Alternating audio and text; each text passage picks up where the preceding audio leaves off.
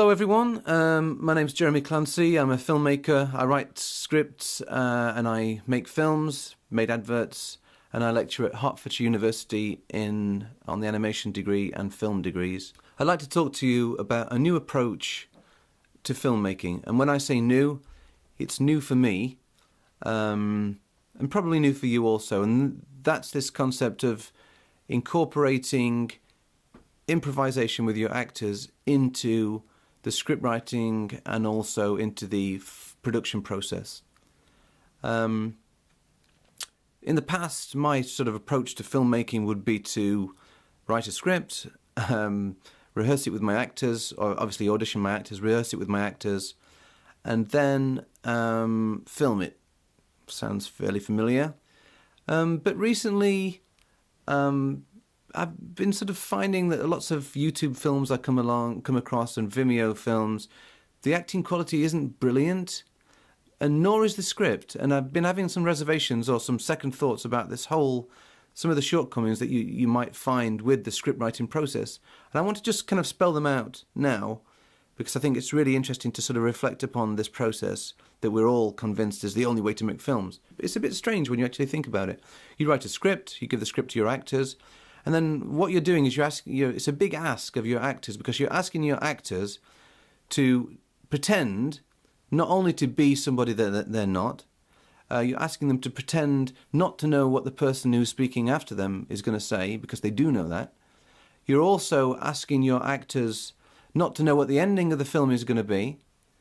And these are all kinds of very sort of challenging obstacles to overcome, especially for non-actors, non-professionals. But the thing I've been finding out recently, which is kind of a novel approach for me, there are lots and lots of filmmakers who incorporate a style of acting which is improvisational. Like a lot of the scenes in Scorsese's Taxi Driver, they were actually improvised scenes. Mike Leigh, obviously a famous British filmmaker, uses this approach. And in my later blog, I'm actually going to go through this and sort of outline the way he does this. But for now, this is just an introduction to some of my thoughts about this. An interesting guy called Skander Kopty, who is a Palestinian filmmaker, he uses an approach where he uses non-actors. He doesn't let them see the script. They have no idea of the big story that they're taking part in. And he films them in a very documentary style with handheld cameras. But they're acting, they're making up this stuff on the spot, but it's got this very sort of documentary kind of fly on the wall, kind of observed everyday event type vibe about it. And then there's a filmmaker called Ruben Östlund, as a Swedish filmmaker, and he does this incredible thing. I've been reading an interview with him, and I'm providing the link below to this interview. And he talks about this kind of over-obsession with the mechanics of filmmaking. So during production, there's this, the poor old actors tend to get left out of the equation.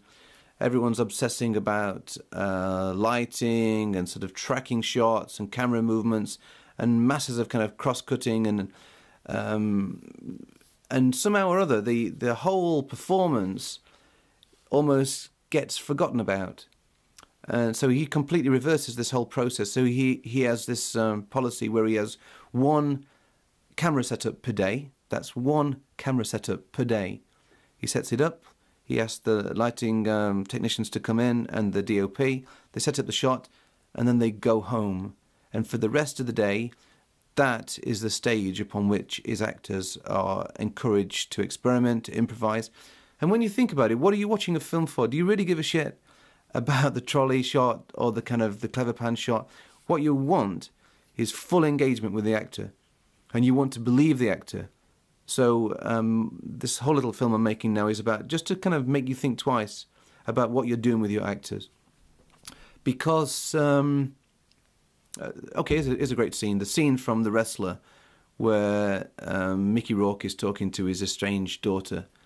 And I've watched this film 16, 17 times.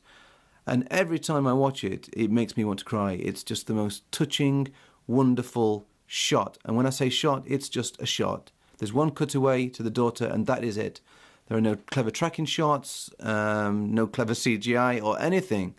And I can watch it 16 times. Most films, I can barely manage to watch them once. If I have to watch some of this stuff twice, a lot of the kind of CGI heavy stuff where the acting really disappears, evaporates, I cannot watch it.